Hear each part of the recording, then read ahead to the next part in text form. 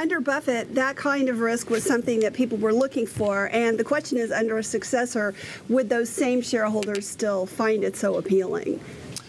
Do you think that the Burlington Northern deal changes the prospects for any of those putative successors? And if we could, let's go through some of the 3 or 4 that you think are most likely to step into Warren's shoes once he decides to retire or step back as CEO and chairman.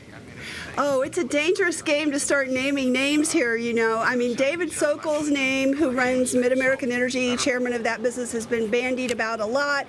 He is currently in charge of the turnaround at NetJets. There's been a lot of controversy lately over how that's being handled.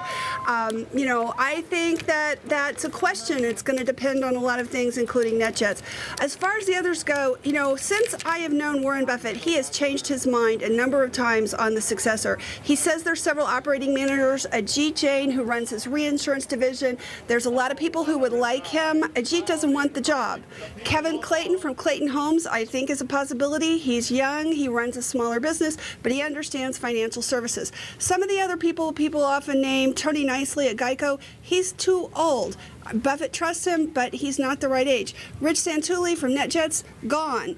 So within the company, I think there's not a lot of candidates. Outside the company, there's several people. I'm going to name some names. Byron Trott, Buffett's banker.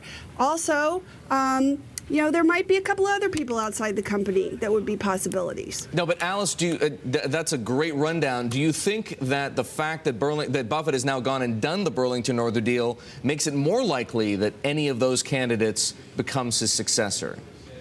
I think that it does make it more likely that some of the people with operating experience would be his successor. There's nobody with railroad experience in the company, and the financial service person, Ajit Jain, the insurance guy, I think the odds on him go down. It's less imperative that you have somebody like him, so it raises the odds for the others.